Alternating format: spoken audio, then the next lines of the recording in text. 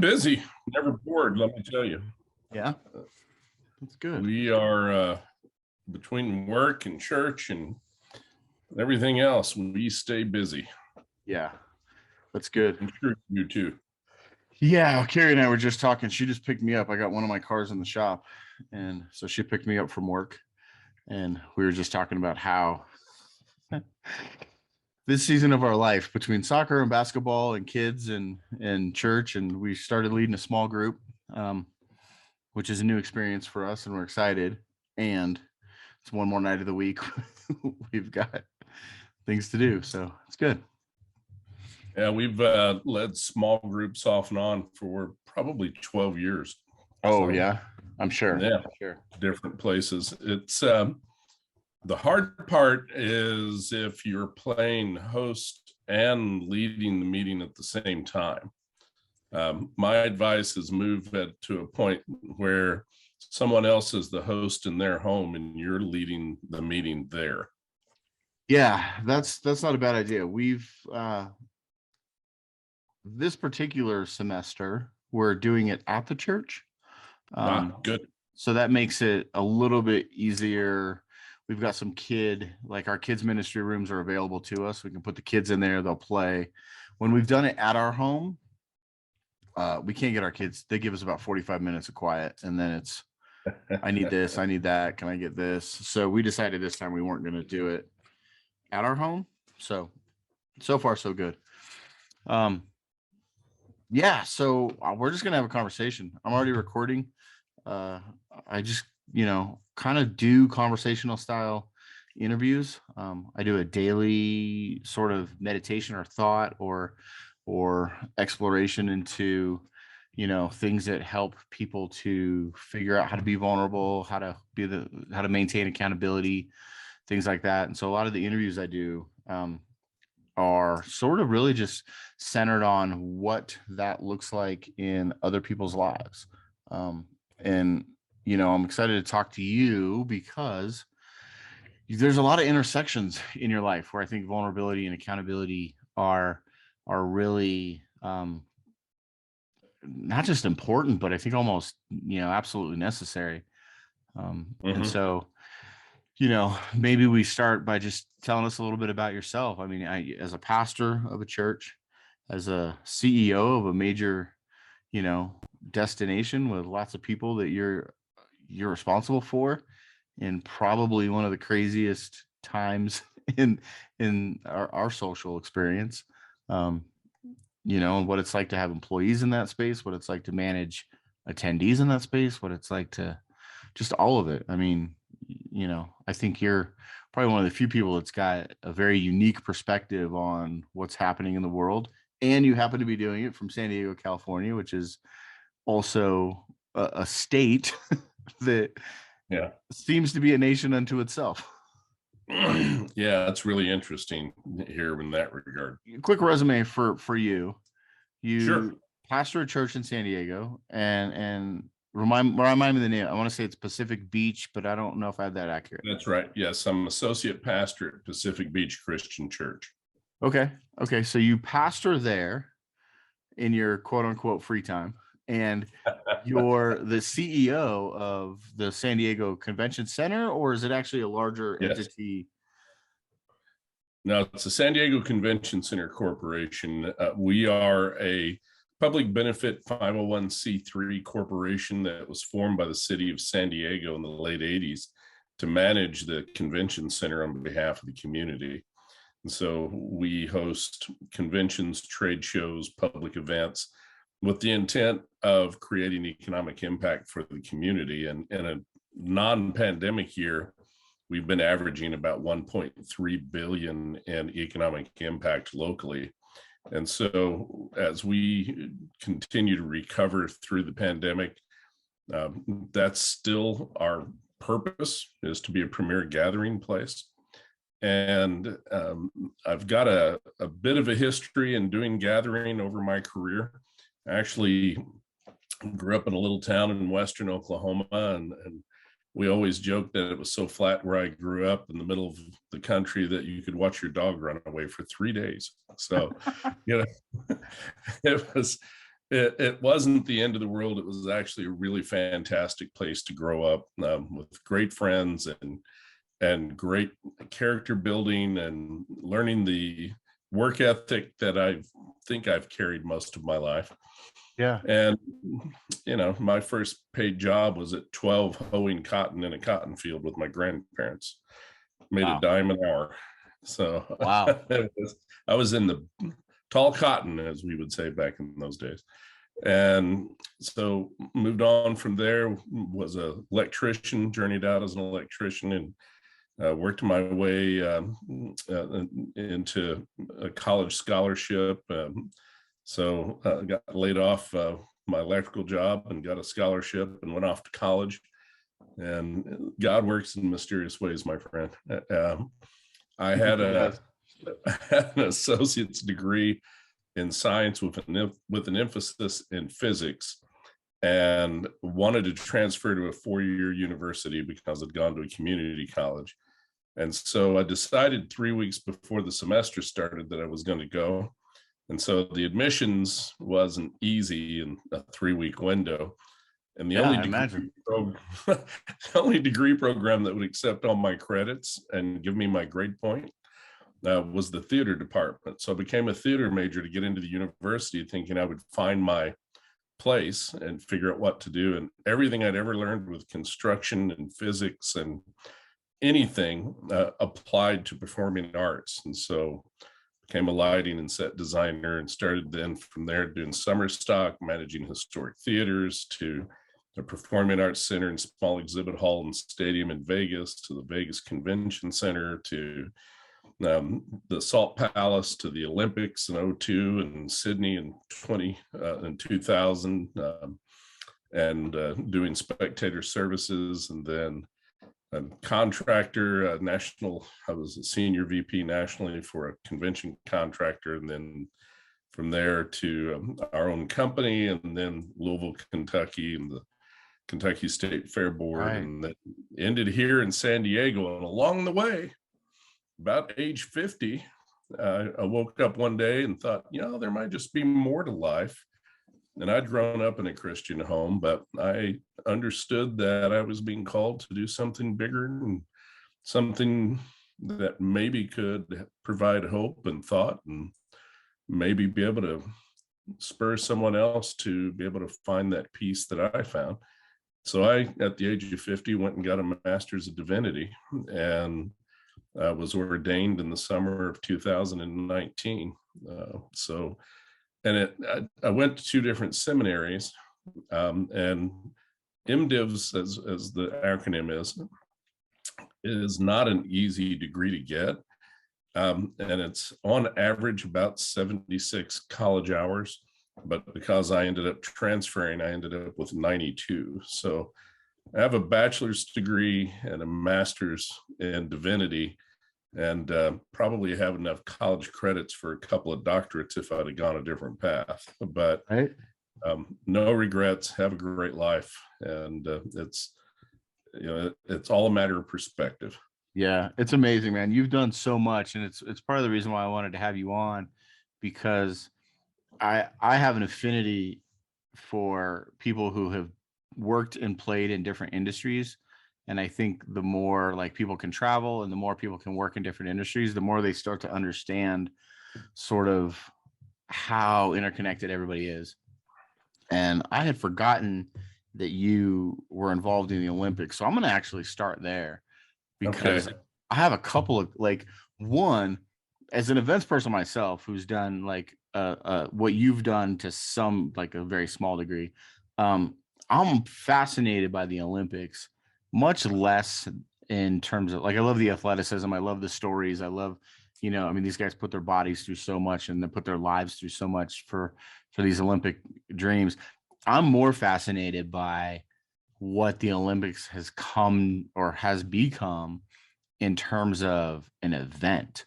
And realistically, if I remember, your Olympic experience was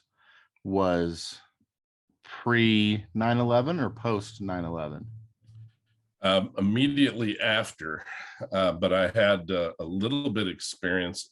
I was brought in the winter of 1998, Okay. to begin putting together what was called spectator services for the games in Salt Lake.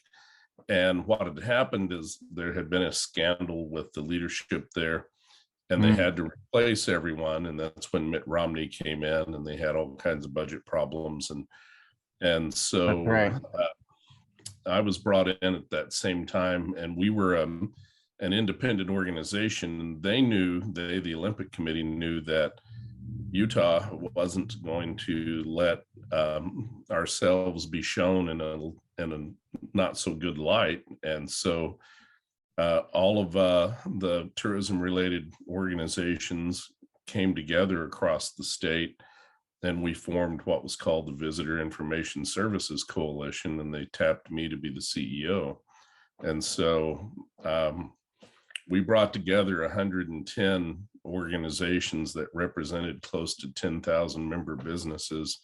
And we provided hotel accommodation reservations. We did visitor information. We did visitor hotlines. We had people on the streets for wayfinding. We had people in every competition venue. But I got to go to Sydney, Australia as an executive on loan for 6 weeks. And Leah, my wife, went with us as well. And so Leah and I lived and worked in Sydney for 6 weeks in 2000, during the summer games of 2000. And that was all in anticipation of learning what to do in '02. And then 9/11 hit, and that was September, and the Olympics opened on February 8th, is what I recall, in 2002. And Wow. so we didn't know after 9/11 what would happen. And, the security was unbelievable. But to your point, any event in any arena, stadium, sledding venue, whatever it is, by itself is a pretty monumental task. And then when you put together all of the different competitions and all of the venues, and they're spread within a 90-mile radius of the host venue city, it gets to be unbelievable. And so it's thousands of volunteers, hundreds of workers, and the whole thing has to be done. I would say from a point of view past event planning and into choreography. Really? And so it's because this can't happen until this happens. And if this doesn't Yeah. happen, you have to adjust. It's just like a dance partner. And so, Interesting. I love that analogy because that puts it into a different frame of mind. I think for some people who may be listening who've never done what you've done. yeah, what's interesting is any of us that have been to an event, we get sort of turned on by different things. I go to a concert. I love to look at the lighting and the sound arrays and see how they've done that. But because of all of the training from 30 years back, the first thing I do is I want to know where the exit is I'm going to go to in an emergency. Yeah. So, and that's a blessing and a curse for those of us who've done events. I'm sure you've done the same thing. What's my path out of here if I have to? Yeah. Oh, absolutely. And then I feel like you get jaded at some point because you start to look at lighting and setup and set design or staging or queuing or all those different things, how many points of sale, and I find myself not in the present moment of what I think I'm there to experience, because I'm looking at all of the other bits and pieces of how it goes. And I think sometimes it because of what we know, it takes away a little bit of the mystery of what other people are experiencing. They're just there and they're feeling it and experiencing it on a different wavelength. And I'm trying to like dissect how they did stuff rather Yeah, than, I know. And I do the same thing. But, what I found as I got a little older is if I got to the venue, whether it's sporting or whether it's a concert at a theater or whatever, if I go a little bit early, I can take a lot of that off the table. And in some ways, I'm not overwhelmed like a lot of people who aren't in the business yeah. can be, I think. And when the act or the art or whatever it is that's being presented does come on, feel like I can actually get into it more because I've taken everything else off the table, because I've either, rationalized to myself, this is what they're doing and this is what and I can appreciate the art form itself rather than getting caught up in the spectacle of all of the Yeah. technology and presentation skill that's around. And not to mention, and I know you've been backstage lots of times as well. And one of my very favorite things to do is to call a show, stage manage a show. Mhm. Love that. Now, I kind of got that out of my system at a younger age, but I still enjoy being backstage and watching people do what they have to do to get things to happen. And that's true whether it's an event, a theatrical performance, whether it's your kids rehearsing for a recital. In some degree, it's true at church because we have an ordo that we follow. Mhm. And if we do this correctly, we're going to provide an opportunity and a space for someone to actually connect with God in a more meaningful way, because we've taken care of sort of all of that noise leading up to it. Yeah. It's funny you say that. I just had a conversation with uh, the leadership at my church where I'm heavily involved and I work. And when I started there, Carrie and I both started on the connections team out front, greeting guests and doing that. And I love people in these situations. I'm not the guy that really kicks off a conversation or walks up and says, "Hey, I'm so and so. Who are you? Is it your first time Yeah. here?" That's just not my comfort zone. And so for the last year or so, I've worked on the facilities team doing exactly what you just said. And what I expressed to them was my ministry is if I can help create a space that is absent of distractions and they can just focus on the experience. And if that opens their hearts and softens them to hear the message or to have a closer relationship, then that's where I feel like I can best serve. And so I love that you shared that because that's exactly it for me. Like our production team, our building, all the different parts of the environments. That's where I feel like if I can put that together in a way that the people coming then feel as comfortable as we can make them, then they're going to hear better, they're going to experience better, they're going to connect with people better. And at the end of the day, that's what I want. That's what we hope to achieve for them. So I love that you put it in that and framed it that way. I'm curious what your thoughts are about the Olympics now, like from multiple perspectives, because like security is obviously post 9/11. I read something the other day that this particular Winter Olympics happening now, they spent just over $1 billion on security alone, which is, you know, mind blowing to some extent, but also like it's happening in China and the ratings seem to be lower than they've ever been. And there's more protesting, not necessarily physically, but, verbally and through social media. And there's a lot of conversation around, what do the Olympics mean today? And do having been involved in a couple of them, what are your thoughts on that as it evolves into a different construct with where we're at today? Yeah, I think a lot of the message is lost actually on the community worldwide. If you're involved in any form in any way around the Olympics, and I've said this, Leah has said this, it was probably the most meaningful era of our life, because you're Wow. looking for something so much greater than a competition. And they use the Latin verbs, words for higher, faster, stronger, which is Altius, Fortis, and I can't remember the third one, but it's, and that's been around for a century. And the interesting thing is that it's about the world coming together to produce this unbelievable phenomenon that culminates into this competition. But it's not about the winners and the losers. It's about the world coming together in a way to produce something that doesn't happen any other time.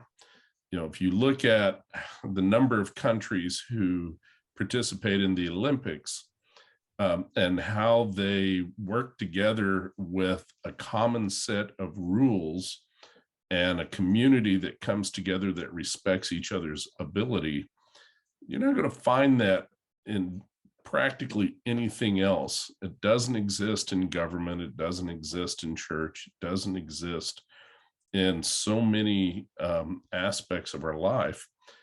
And to me, it's still a great example of how we can be ecumenical from a church point of view, how we can be respectful of every religion and every tradition, and we have an example of how we could sort of put all those things aside and come together if we chose to.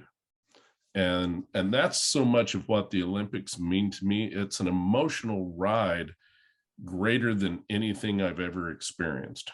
You'll be walking down the street and you'll have someone within a 200-yard length of space. You could hear 30 to 40 different languages. You could hear people laughing and enjoying the experience and in awe of the community they were in. You could see people in a competition venue who came together and would get quiet when somebody came off the jump and then cheer when they land, all at the same time. And it's sort of this version of harmony that you don't experience in lots of places. I love that you said if we choose to, because I think almost all of it comes down to that. Yeah. And I think it's interesting to me because I've not ever attended or been a part of an Olympic Games. I remember as a child, I think it was 84 or 88 when the Olympic Games were in LA. I think it was 80. It was at 84.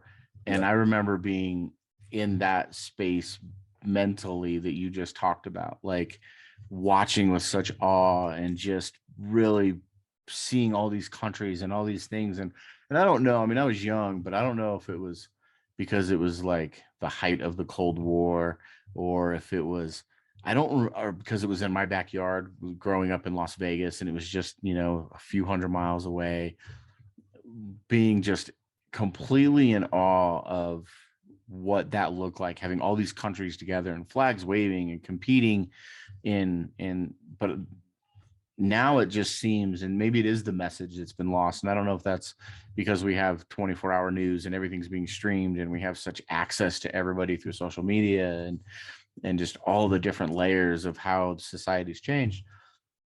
But I love the idea of all those different cultures and people being together in harmony. What a great word to use to describe that. Because we watch the games, and we watch,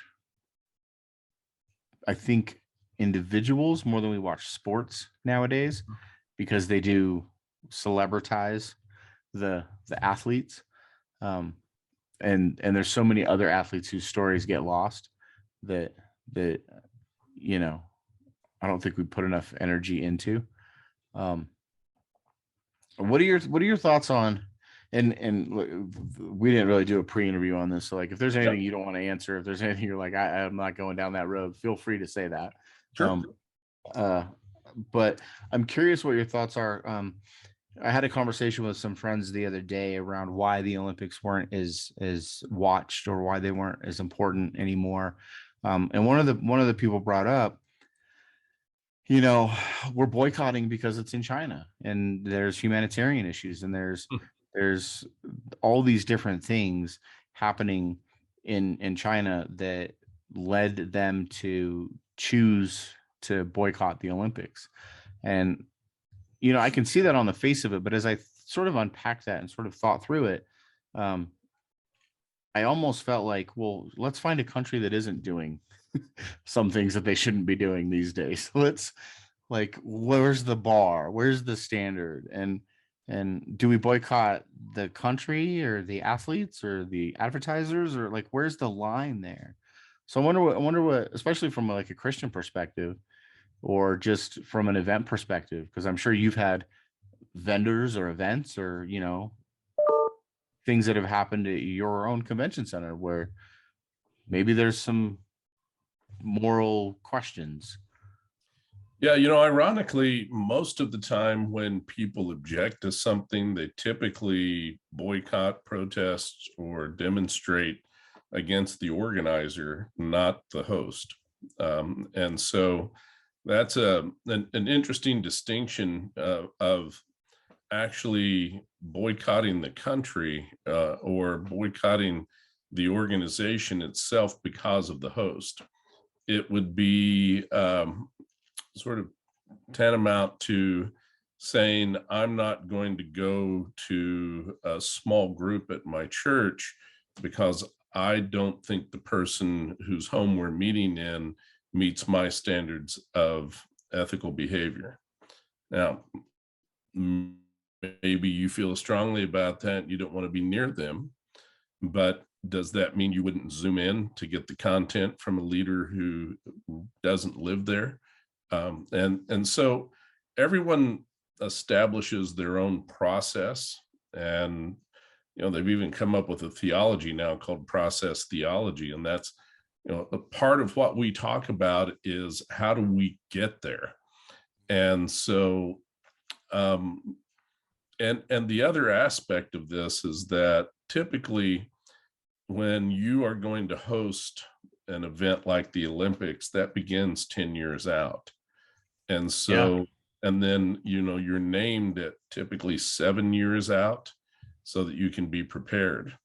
And so boycotting today really should include a total picture of what was going on 4, 7, 10 years ago.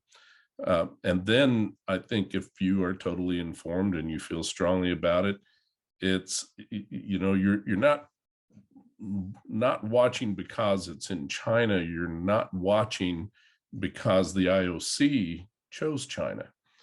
And so I think it's a perspective issue. And how do you determine what you're really standing for? And Yeah. listen, I mean, Churchill was one of the people I love to study in history, and one of his favorite things to say is, if you have no enemies, you've never stood for anything. Yeah. And so I think of that when I think of what's going on in other countries, and I certainly have issue with a lot of regions of the world that discount people who would be called the other. And any one of us can suffer from a privilege of someone else, but it gets into varying degrees of pressure, even in our own communities. You and I, as men, are more privileged than women. You and I, as people who are considered Caucasian or white, are more privileged than people of color. You and I are more privileged than indigenous populations in North America and any region in the world. We as Americans are more privileged than people in China and Russia. I mean, and so what do you consider acceptable? And if you're going to take a stand on something, if you're going to put that kind of energy into it, I think there are a lot of other things that you could focus on rather than not watching the Olympics on NBC. Yeah. It's an interesting thing for me. I often wonder like how much of it is sort of armchair quarterbacking, or like what we call social justice, like this, like the hashtag activism, right? It's Mm-hmm. that social media activism where it's easy to say stuff, but we're not really like, what are we really doing? And it's hard for me to not have some judgments and wonder like, well, how much of that is virtue signaling and how much of that is because I don't know what other people are doing. Sure. rest of the time, right? We're just in this conversation. And so oftentimes I just sort of try to really think about, okay, that's just data. It's just information. That's what some perspectives are, and leave the judgments and the lack of understanding out of it. Because I've found myself as a young adult in my early teens and 20s attaching myself to all these different causes, and then arguing with people or protesting certain things, and then the more I would learn about it, because I just have a natural inclination to research and learn and get on the inside of it, I would find that all the headlines and all the things that I thought to be the reasons I was protesting were just so much grayer than than what I thought. And it's like, yes, totalitarianism is bad. And does this really qualify as that? Because there's all these other dynamics. And, you know, so I find it harder and harder to take such a black and white stand on those things. And I think that also lends to sort of the pastoral journey that you've had, because if we follow the teachings of Jesus, like, those are exactly the people we should be hanging out with. The Right. ones that are broken or damaged or that have different perspectives. There's and I don't have to tell you this, but for our listeners' sake, there's story after story after story of Jesus going to the least of, Mm-hmm. in a time where, caste systems and men didn't speak to women, and Jews didn't speak to Samaritans, and all these, like, it was just, I would say, probably more polarizing and divided than we are today, although sometimes it certainly feels like we're more different. And so, yeah, I found myself certainly listening to those things and going, okay, that's interesting. What would you say is like a good way to, sort of two-part, um, navigate that for yourself? Because anxiety and all of those things that come with disagreement, I think, are at like an all-time high, right? What would you sort of counsel someone who is really struggling with that to overcome? Yeah. So in life, whether it's with your faith tradition, and I say it that way because, you and I both are Christian, although we have different church traditions. We likely theologically have some differences, and that's normal. You and your spouse, me and my spouse, our best friends, whoever that is, we're not clones. We all have, a thought here or there, but it's what we do with those thoughts and how we live our lives that make the difference. So it would be really easy. And I'm a person that can carry stress and it just eat at me, and people probably don't even know sometimes. But then it manifests itself and I'm either sick or I'm exhausted or something happens. And all of us have something that triggers our anxiety. One of the things I've tried to learn and do along the way is I would much rather live by example and create an opportunity for someone to ask me, why is it different for you, than for me to sort of grab a Bible and hit them with it. And I feel like I have plenty of opportunity to be able to explain why I feel an inner peace and why I don't just collapse at a stressful day. And I want to find a way of leading and being able to create an example so that people ask me. And so that takes a lot of pressure off. And then it holds yourself accountable in how you lead your life, how you live your life. And then it's a piece of awareness that comes in, I think.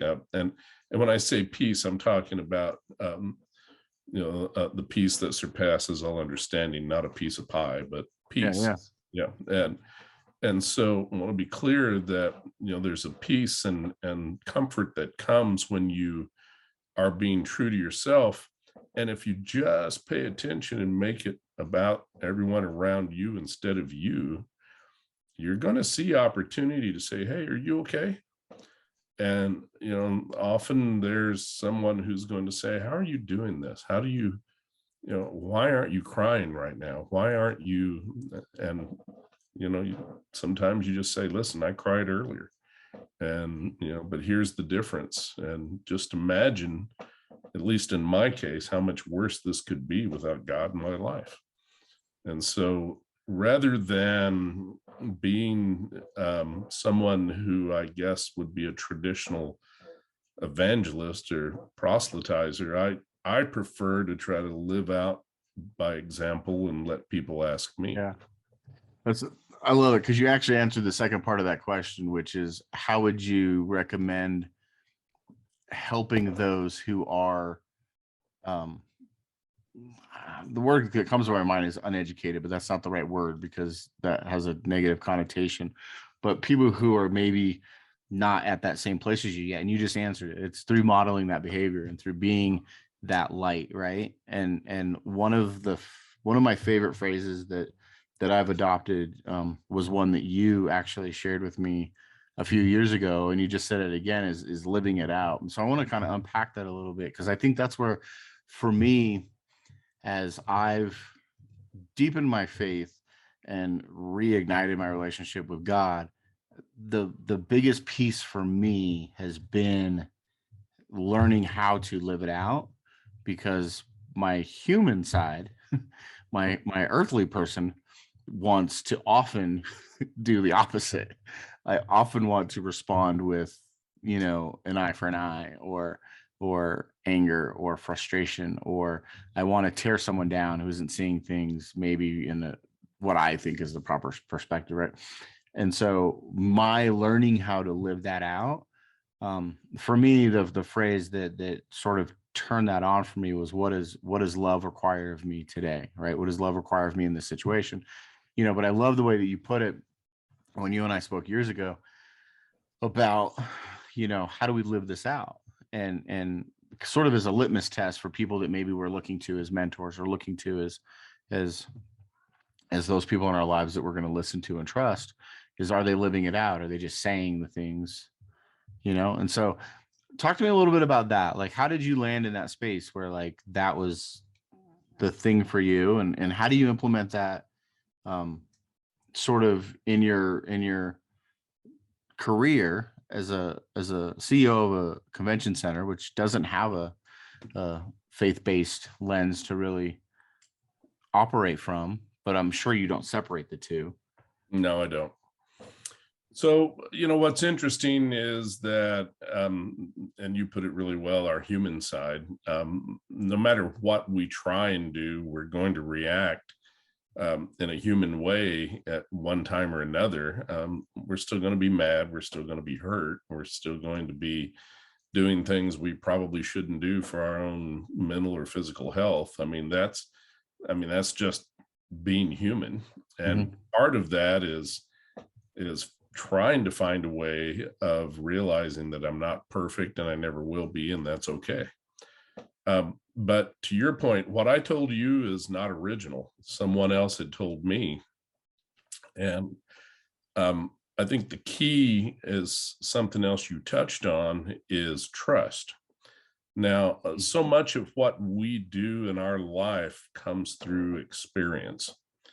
And I wish I could tell you the source. I can't remember the source, but I remembered the context in which it came was, for every negative experience we have in any particular setting, it takes 3 positive just to get back to neutral.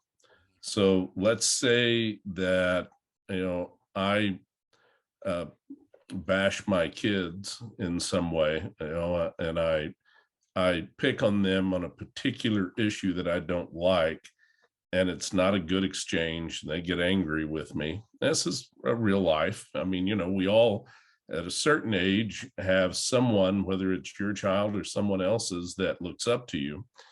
If you create a space where they feel like, they're either embarrassed or hurt or diminished, or ashamed or whatever that is, if you do that enough times, you're never going to catch up on the positive. So if you always think about how you react to something, and you think about that one time that you hurt someone's feelings, or that you diminished them or treated them like the other, you've got to create 3 more times of a positive experience just to get back to a place where there might be a chance of recovering. And so, I keep that in the back of my head on every response I give. And I know I deliver unpopular news on occasion, whether it's at work on my secular side or even at the church side. Somebody's not going to like what I say at some level. And I have to be sure that I'm grounded in facts as much as I can be, and my own faith, and present myself in a way that I can live with. And then if I make a mistake in that, then I need to find a way, and frankly, invent 3 good experiences so that that person and I have a chance of starting over. And I really hold tight to that. But trust is something that is really hard to define. If you really think about who you trust, and think of another person who you really trust, what are the similarities? And they're going to be a different scale. I trust Leah more than anyone on this planet. And it's for a variety of reasons. And it's mostly because of the experiences and the times that she's been there for me when I needed her to be and wanted her to be, and even when I didn't know she was. And yet I have lots of close friends, and I think of Wade, who's like a brother to me, and I trust him implicitly, but it's not for the same reasons. So trust is sort of this sliding scale of definition. And once you give your trust to someone, if they harm that or damage that, it can be devastating. And so trust is not something any of us by nature give out very lightly. We're going to make ourselves incredibly vulnerable every time we trust someone. And that's why we have to work at it. It's interesting. One, I want to thank you for saying that you invent positive things to say, because I feel like positivity is low for me. I consider myself to be more pragmatic. And so a lot of times, I just had the conversation with someone about like how often we thank people within our businesses or within our work. And it was like, well, the thank you is your paycheck. Like you got paid to do, like all you did was what you were paid to do. But that's not enough, right? We have to thank them. We have to show gratitude. We have to give appreciation. But on the surface of that, I sometimes have to really like invent. And I think in some ways I've always felt that was a little fraudulent.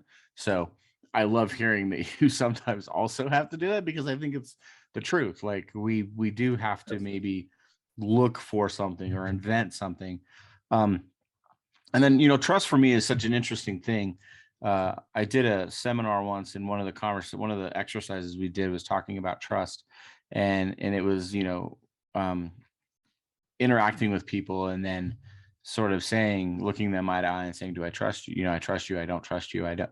And for me in that exercise, I was thinking explicitly about, would I leave my 3-year-old with you overnight? And I didn't trust anybody.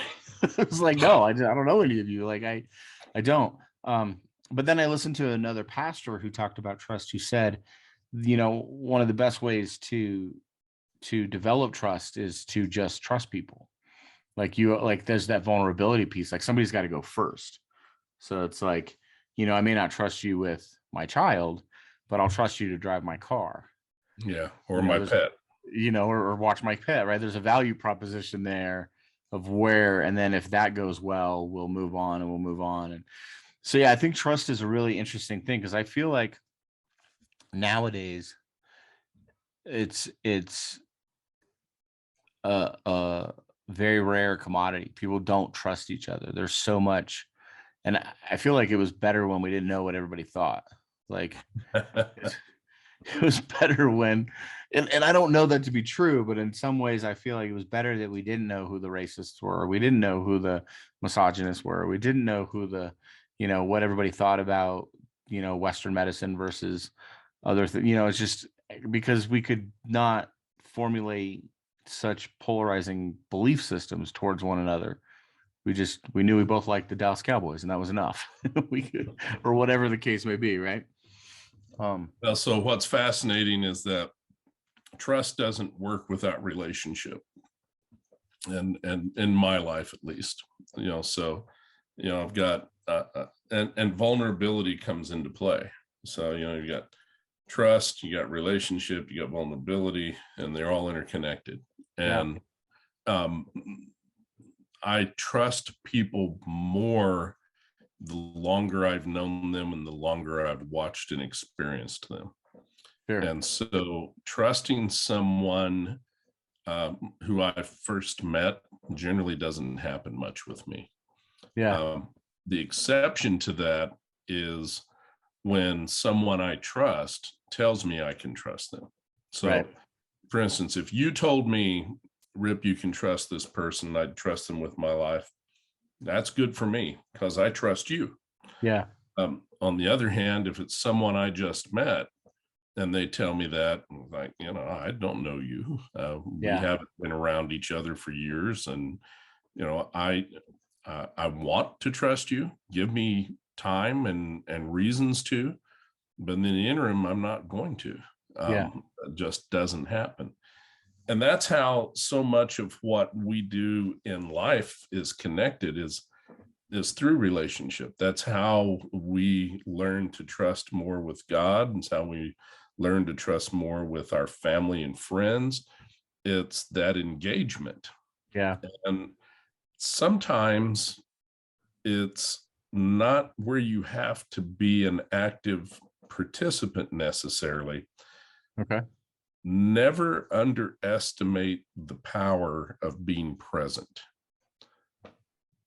If you're in the room with your kids, if you never say a word, you're still there, and they know that. If you are involved with a small group and you never really speak out on anything, you're there, you're present. Now, this really comes into play when you have people who are going through a really difficult journey in their life, whether it's the loss of a loved one, whether they're dying themselves, whether it's loss of a job, a divorce. I mean, there's 1,000 scenarios. You don't have to be there. You can't solve it. But by being there, you're expressing God's love in a way that nothing else can do, simply by holding their hand and saying, I'm here. Never, ever underestimate the power of being present. Yeah. I love that. I love that.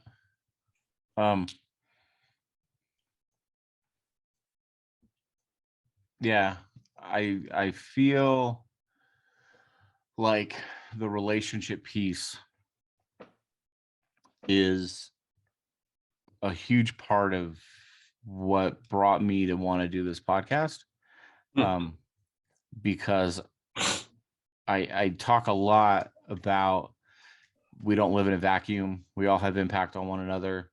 We all interact and engage. And if we aren't interacting or engaging, we need to be, because one, we won't have people to hold us accountable if we're not interacting with others, right?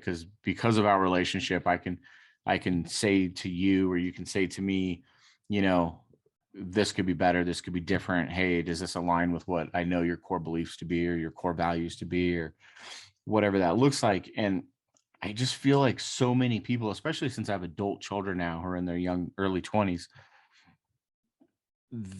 the difference in their interaction is so digital. It's so online. It's also very short.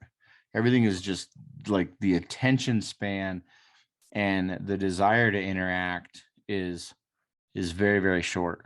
And in some cases that's intentional. In some cases it's just what they've come to. I've recently started to watch TikTok to see if I want to engage in it, to see if it's a platform I can use for helping to get the message out, the podcast out. Other businesses I'm involved in, our church is considering how do we use that platform to help reach people. And I've not engaged, but the other night I went to comment on something, and it was I think I couldn't even comment more than like 140 characters or 200 characters. And I was halfway through a thought and it was like, you reached your character limit. And I was like, well, and I just deleted my comment. It's like, well, if I can't engage fully, I don't want to engage. And it struck me that like, there are these boundaries being put up on, we want you to engage, but we don't want a full thought. We just like, how do you dumb that down? And so I wonder how relationships and relational, because so much of what we're talking about requires richness, requires depth, and we're stripping that away from our younger generations to have, which is part of the reason why we wanted to do a small group. It's part of the reason why my wife and I decided to lead a small group, was we want deeper, richer connections with people. And we were like, okay, well then we have to go, we have to make that happen. Yeah. So you have hundreds of employees, mhm, and I have to imagine many of them are younger. mhm. Are you seeing that same sort of thing play out in your day to day? Not as much as you might think, because the accountability is at a different level. We're Okay. very, we look at an integrated operations plan. You are a person driving a lift. You're expected to move this much product, out of the warehouse and onto the floor, whether it's tables, chairs, whatever. And in 1 hour, you should be able to move this amount. And there are rules about what you can and cannot do when you're operating equipment. So, I mean, some of it can be regimented or even legislated if you want to go to that extreme. But the other piece is, the reason relationship, even if it's in a work setting, is so important, is because when you hold someone accountable and you've got a relationship with them, and in my own case, who I'm accountable for, to my board, if I have a relationship with my board and they are giving me direction or critiquing in a constructive way, I'm going to take that in a much better light because I have a relationship with them. And so whether you're working with someone, working for someone, or someone reports to you, building that relationship allows the accountability to get from being something that is bashing to something that is constructive and a learning opportunity. Yeah. And that's what I think people forget. The other thing, and I wish I could tell you for sure where I heard this, but I can't remember. But if you're nothing without a title, you'll never be anything with it. Yeah. And so some of the best leaders in our organization aren't called a supervisor or a manager, and people will follow and listen to them. And they have this sort of natural ability to lead. And those are people that you want to get their thoughts and opinions, because if you have them being able to back what you stand for, and it not be just because you're the boss or just because you're the religious leader, if you have these internal champions, then these internal champions are going to do those debates and you never know. They're Yeah. going to either say, this is what we need to do and here's why. I get that seems harsh, the decision that Rip just made, but think of it from this point of view. So every organization should work to have internal and external champions. It's a technique in sales that Miller Hyman taught years ago, but it applies to leadership from my point of view. I know if I've got something really controversial that I've got to roll out with a policy, I'm going to go to 5 or 6 people that aren't even listed in management and talk to them about it, because I know they're going to sell it to the rest of the workforce. And they love the fact that I trust them enough to find out what they think. And it's because we've worked hard at being in the room together. So, back to relationship ties to accountability.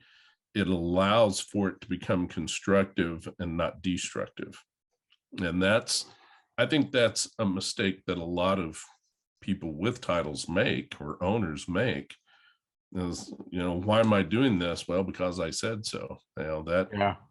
Well, even parenting, Carrie and I decided early on in parenting that because I said so was not acceptable answer when our kids ask us, why do I have to do this? Why do I have to do that? What's happening here? And, we've moved, from state to state. We've changed jobs. We've done, we've created businesses and done some things that have required us to be out of the home quite a bit at times.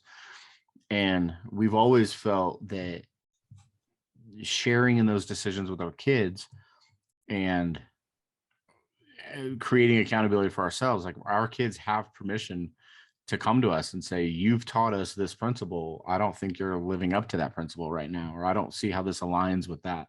And there's nothing more empowering and frustrating than to have your 14-year-old son mentor you at the dinner table with things that you've taught him, that he's going, Dad, I think, and him being correct and being or having your 6-year-old properly counsel you in the right context with things that, and it's amazing to watch that. And I see so many parents, who don't apply those sort of same principles of like apologizing to your kids and owning it, and instead of just going, well, this is what, and if I'm driving down the highway and my kid wants McDonald's and they can't have McDonald's, sometimes it's just because I said, we'll explain it to you later. Like we're all human. We all got to just sometimes get through the day. But I think it's a really great point to talk about. Like, it is relational. It should be collaborative. Yeah. Right. Otherwise it's with absolute power corrupts absolutely. Right. Like we're going to start to believe our own press clippings, and it's never beneficial for us. So, here's the other thing that I would throw out there, is that the same principle works in a faith setting, because our traditions are a little bit different, even though we're Christian. In our church, we have elders. They have no authority, but they are the ones who give counsel to clergy and to the spiritual well-being of the church. Yeah. And so if we want something, if we feel God calling us to go a particular direction, they become our internal champions. And we go to them, so that it's not just the senior pastor and me going and saying, this is what we're going to do. It becomes a place where the elders are able to fine tune it, give us input, and then take that to the participants and say, hey, this is a really great option for us. Here's what we should consider, and here's why. And it's not because Rip or Brian said so. It's because, God's calling us in a direction, and they've got some training and some experience that maybe applies here. And then externally, that's where you become involved with ecumenical. It's just because the Presbyterians or the Methodists or our Muslim friends down the street are different than us, doesn't mean we can't work on projects and for a greater good. Because if we look at the tenets and what we all stand for, those pieces are not that different. Our paths are different, but the goal isn't. And so that's why I believe so strongly in the language of internal and external champions. Yeah, I love that. And I think I think that one of the important things there is like focusing on the similarities, right? Focusing on the commonalities of our goals versus the differences. Because if we just focus on the differences, then yeah, we're not going to get any closer Yeah. to one another. I mean, I think so many of us get mired in like the different paths that we would take when we're really trying to get to mostly the same place, Yeah. right? And I've been having this conversation with my oldest daughter lately, who's getting ready to leave the home and travel, and she's got some concerns about some certain parts of the country or certain groups that she might end up finding herself in. And we had a conversation around, I think you'll find that when you're with people, um, in relationship with each other, we're all pretty much the same, right? We veer off in different tangents, but we're all very much the same. But when you talk about people in terms of like organizations or groups, and you start putting these other labels on them, that's when we start to like get sort of in that place where like, well, they're Democrats or they're Republicans or they're this or they're that. And it's like, well, yeah, I got a lot of Republican friends that I'm very close with and that I love dearly, and that, but I don't necessarily align with the Republicans, right? Or so it's like persons versus people is a very different thing. And I think sometimes we just get so wrapped up in these labels, and it's like, well, half the people that fall into that label don't necessarily align with every single thing that that label comes with, but we have to be able to be with them and talk with them and discuss those and have dialogue, right? Like that's one of the big things I see lately happening. It's been labeled cancel culture, but I Yeah. don't think that's really, it's just really this idea that we're not going to talk, we're not going to exchange ideas for fear that I may have to defend mine, or you may have to, and we might find out, that everything I think isn't, etched in stone. There might be some things that we're still trying to unpack a little bit. Yeah. And we could do a whole podcast on cancel culture just by itself because of the Mhm. power of what social media can bring to a thought. And you Yeah, know radical or not, you can find someone who believes what you believe, and they're just looking for somebody to say it first, and then you can basically cancel somebody out of their existence. But yeah, and that all of that's happened throughout history. I mean, how many millions of people have been killed in the name of God? I mean, you think about the Crusades and you think about all these hmm, things along the way, and the Bible's filled with story after story. And there's actually a theory that came out over the past few years called Bibledology, where someone worships the Bible so literally that they don't actually live out the tenets of what God's teaching us. And so, and the Bible itself becomes an idol.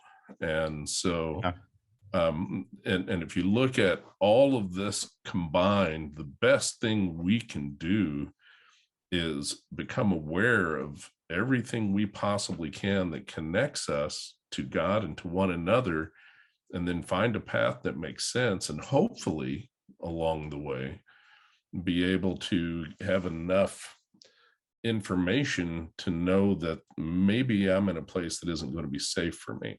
Um, and I'd much rather have someone who's racist tell me what they think to my face, because I always know where they stand. Plus, I know they're probably not going to lie to me because they've already said that. So yeah, um, it's the people who are really good at saying one thing to you and something different to somebody else that bother yeah. me. How do you work, or how would you answer someone who says, well, the Bible says this, the Bible says that? Because, well, for me, part of the reason why I asked this is you're definitely more educated on the context of the Bible and all of those things, right? When I walked away from the church in my young adulthood, um, it was because I felt in some way that the Bible had been weaponized against people, and it was just guilt and shame and check boxes and things that if you don't do this, it's fire and brimstone and all that, which is technically all in the Bible. and but I'm curious, like how do you approach someone who I'm sure is a pastor? They've come to you and said, well, I would love to come to church, but there's this one passage that just prevents me from doing that. So I would say, which of the 135 plus versions of the English speaking Bible are you using? Because if the Bible you're reading teaches hate and anger, you need to find a new religion and a new Bible. So that would be the first thing I'd say. Any verse taken out of context can be used to prove a point, good or bad. And people have done that for millennia. As long as this has been even a verbal story and pre-Jesus times, before anything was ever placed on a tablet, people have used that language to justify the good and the bad that occurs on the planet. And so my context comes from where I believe the Bible is a book of love. It gives examples, it gives stories, but it was also written in context of the time and the place and the person who was writing it. And oh, by the way, they were all men. So, it's not to discount the Bible.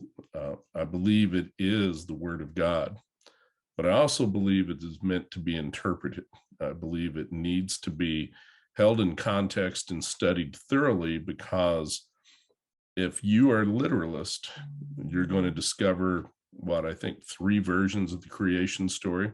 You're going to find parables that contradict themselves. You're going to find things that just don't make sense. And so if you're a literalist, you're going to have a tough time with the Bible, regardless of which version it is. Yet people find comfort in the literal nature of the Bible because they don't have to think or interpret for themselves. And so it's not as easy as it sounds to just follow and be a Bible-based congregation or tradition. And I would simply say, if you read this particular way, I want you to find 4 more versions of the Bible different than that. I want you to read it, and I want you to read the chapter before, the chapter after. And then I want you to get on the internet and study the socioeconomic position of the country that book was written in. Yeah. Because let's face it, Paul's my favorite writer. Let's face it, the guy has one of the best stories in the Bible. But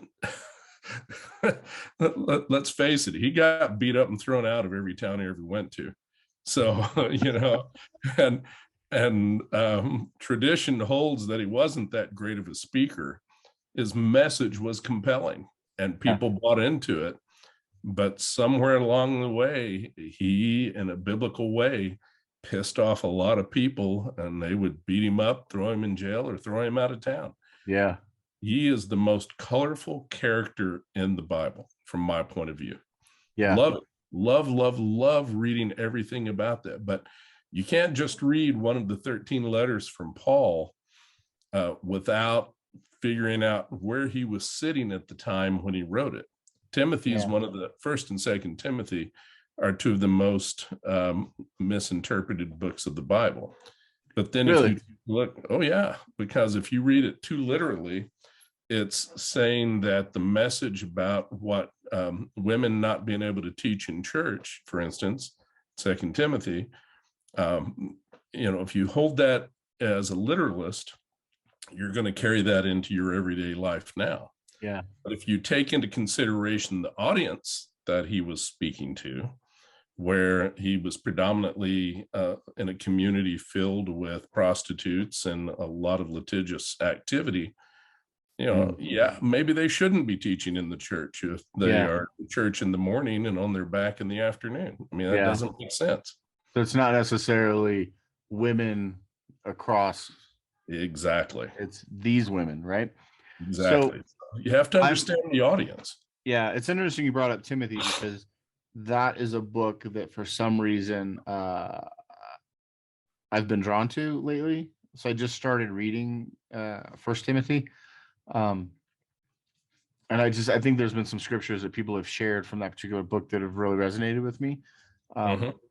but I want to flip to this other thing because some people, and that's what I love about these conversations. They go all over the place. Oh yeah. And I think that there's bits and pieces of all of it that people will need to hear. But I'm curious.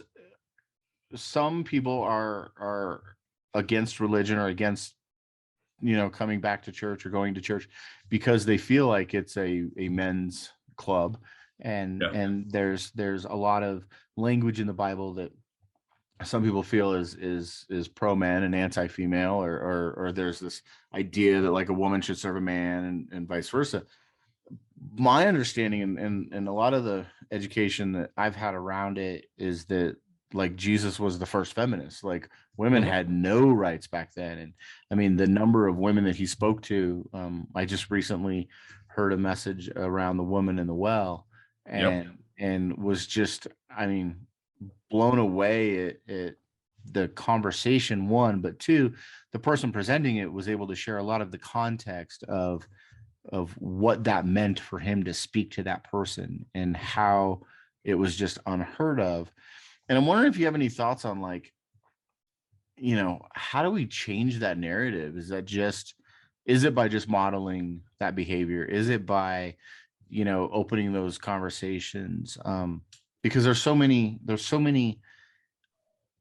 it's almost like what is it, the louder there's a phrase out there about the loudest person, the loudest critic or whatever. That seems to be the pro male pro idea, and I'm wondering how we shift that narrative if we can, or what your thoughts are around that. Yeah, so that's a tough one because this has been going on for millennia too. I mean, Right. you know, and I more often hear churches referred to as a country club more than a sausage fest. I'll Mhm. just be candid with you. It's more about people thinking you want me to look like you, act like you, give like you, participate like you, and then, oh, and by the way, I need to give something to the church. I can get the same thing if I go down to the tennis club or the golf club or the yacht club. I mean, why? And then you have the group of people which I was more closely associated with, which was sort of the Marxian, but the Groucho Marx group, where I wouldn't belong to any organization that would have me as a member. So, Right, right. so That would be, yeah. I mean, why in the world would I want to belong to something that would like me?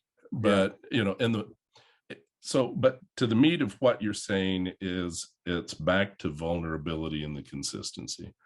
mm, Men in particular have to be vulnerable enough to look at the context and the message of the Bible in a more vulnerable way and maybe realize that just because we have an extra appendage doesn't make us better, smarter, or whatever.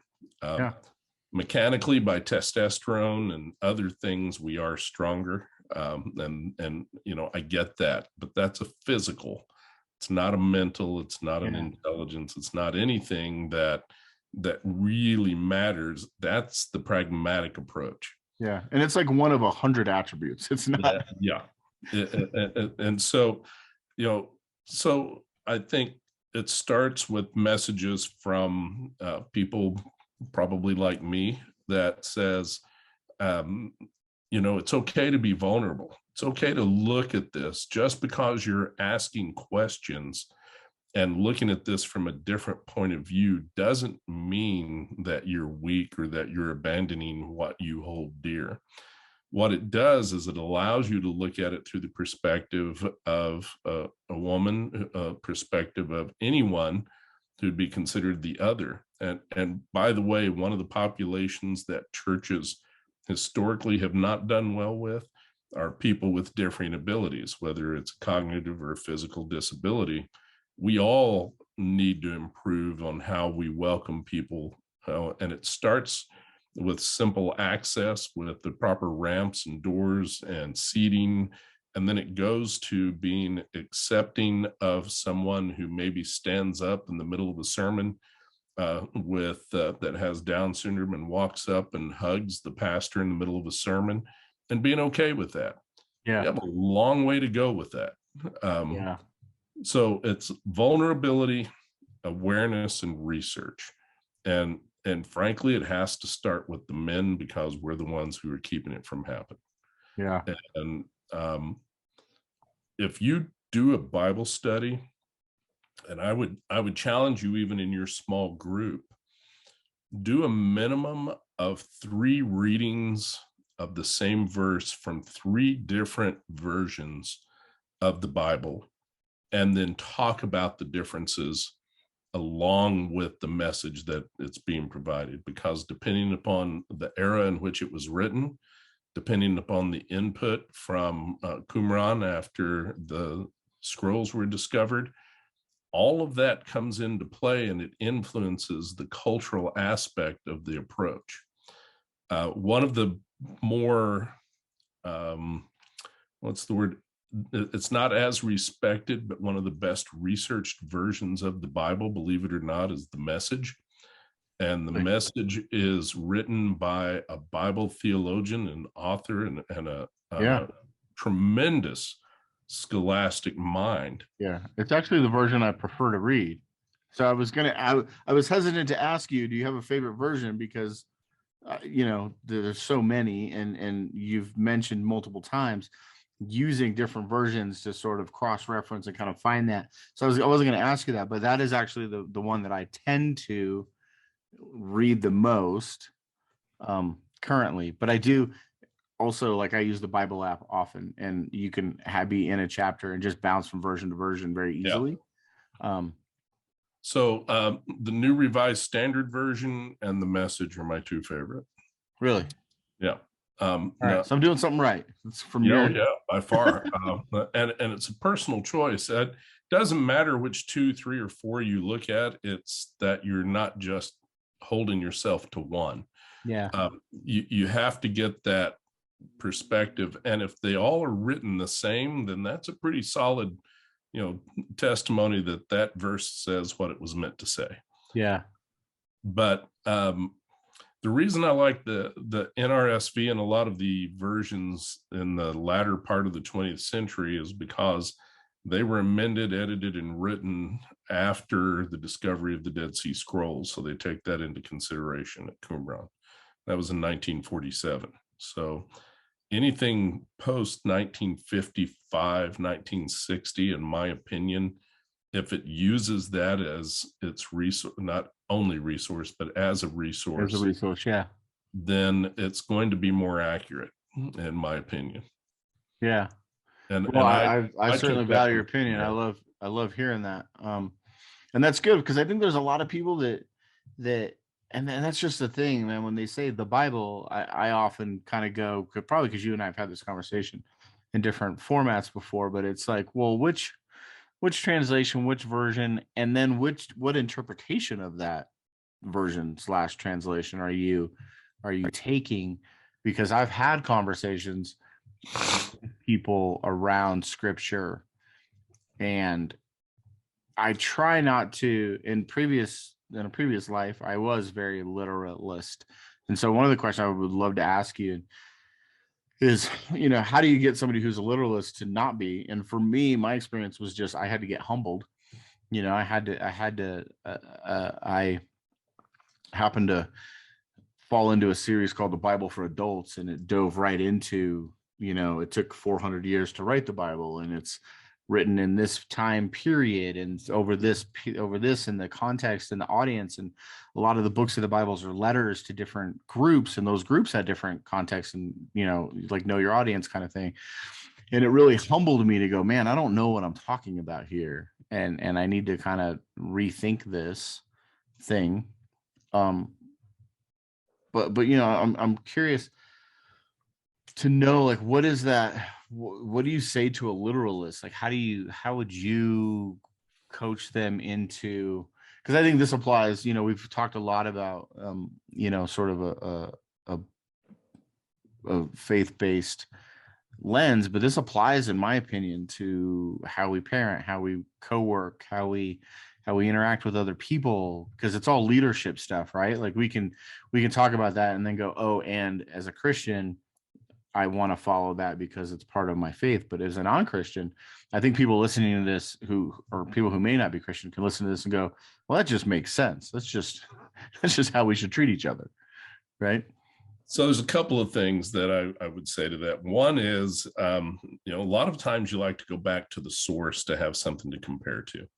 So, and I would, challenge you to do this with your small group. Get a parallel Bible that has either the Message or the New Revised Standard Version on one side, and have the Greek on the other side. And under the Greek would be the English interpretation of that Greek word. You're going to find it is less gender specific. It's going to have different definitions and approaches to love. I mean, you get into the whole agape and how the word's used, but those are readily available. You can go to Amazon right now and get one, and it's, get the Greek so that it has the English subtext under it. So it's interpreting the Greek, not an interpretation of the Bible. And on the other side is the version that you like the most. That is an eye opener by itself. So that's one thing. The other thing is, to prove a point, get 30 young adults. That would be the equivalent of 30, young monks back in the 12, 13, 14 medieval times. Set them in a room, and you, as the senior scribe in the room, read the text and they write it down. That's how the Bible was duplicated until the late 1500s and the invention of the printing press. So, and there have been studies done that indicate, whether it be through oral tradition or through a scribe reading out loud to the 30 people who were duplicating the book, and that's all they did every day. And you'd get a new version, or a new copy, not version, you'd get a new copy of the Bible, because Keith sat in a room for a year and wrote it by hand, listening to somebody like Rip read it out loud. How many mistakes do you think you'd make sitting 8 hours a day scribing? Yeah. Oh, absolutely. You're not a person necessarily called by God. You didn't have a choice. Yeah. And then let's say they used your copy that was wrong. The next time it was read to 30 people who copied it. Right. To the next time, 30 people. Yeah. So the Protestant Revolution would not have happened without the invention of the printing press. Yeah. Did you know that? No, I didn't. And what I'm hearing is I've had people in my life, and I may have repeated this myself in a derogatory sense, is like, the Bible is kind of the end result of 400-year-old game of telephone. Right. And the reality is that in some ways that sounds like it's true, right? But also, like, what I'm hearing you say and what I'm learning from this, and I love this, is that the Bible, when I think of the Bible, I think of a book.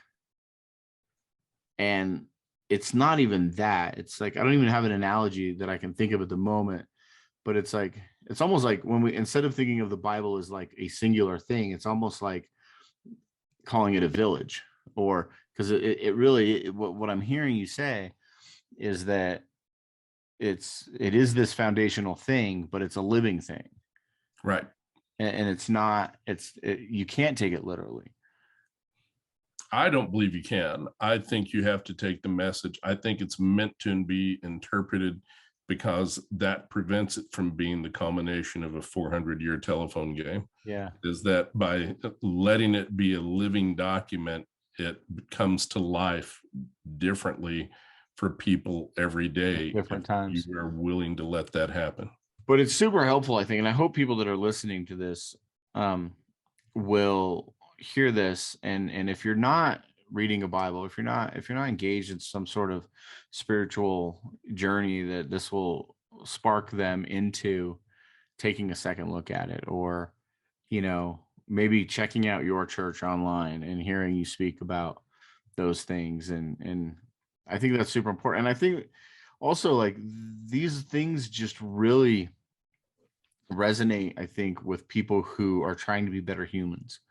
The idea of creating better relationships, the idea of, I think, for me, what I'm also hearing you say is, like, we need to slow down a little bit. Like, the idea, of reading scripture isn't just reading scripture. It's reading 3 layers of scripture. It's cross-referencing those. It's going online. It's listening to another speaker. That means that I can't react.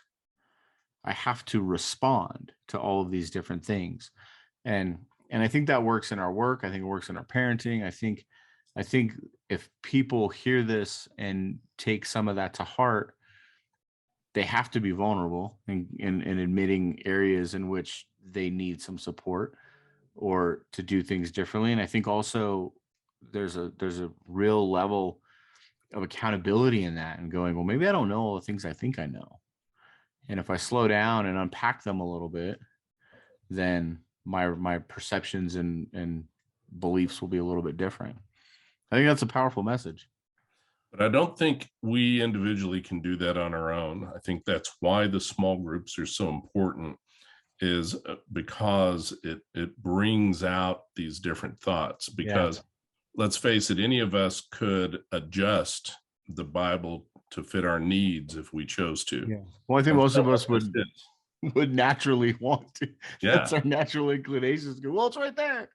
Yeah, I think community is super important for that. I've had this dream, and I've been sober for 18 years now, so it won't happen, but I've had this dream of going back to, like, I want 5 or 6 people in a room with a scotch or a brandy and a book and no television, and we're all just talking about whatever's happening and having those heated, spirited debates that have been idolized and romanticized in television and movies.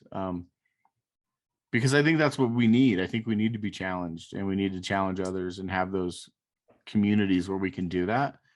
And then at the same time, we all show up for work the next day and we're still friends. Yeah. We're still able to go grab a burger together. So here's some fun things that listeners could do to sort of understand how interpretation can work.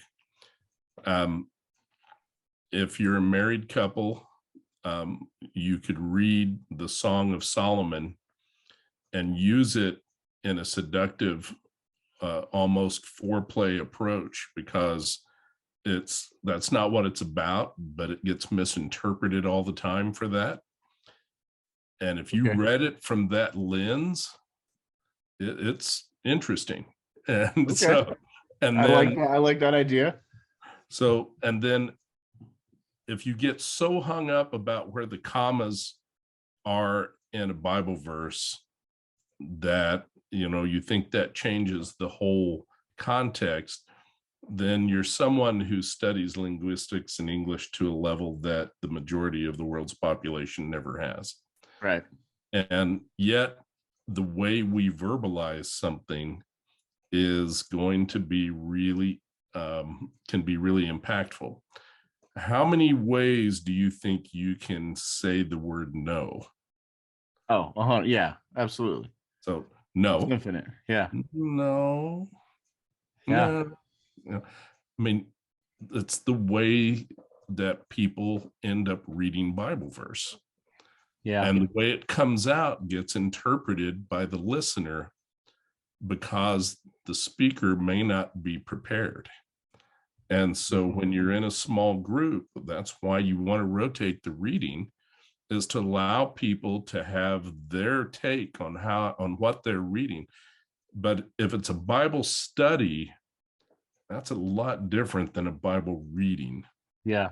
Study is where you dig into the different versions, you look at the socioeconomic times. I mean, who was Caesar at the time? What was the tax? Paul was in prison in Rome. Which Caesar was that? What was the tax? What was the life like for people like him on the streets? all that has to be context and talked about before you read Yeah. the chapter of the Bible. Yeah.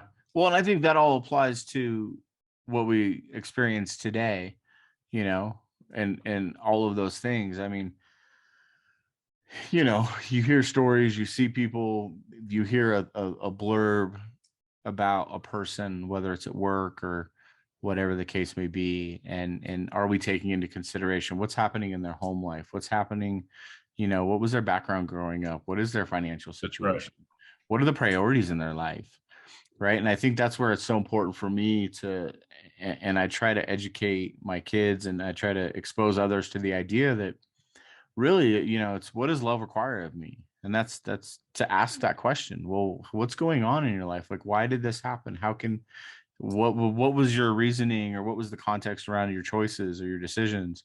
And I mean, I apply that to my kids often. They do stuff, and you know, my kids will start crying every time, and I'm like, why? I don't want to get in trouble, and I'm like, but we're just having a conversation.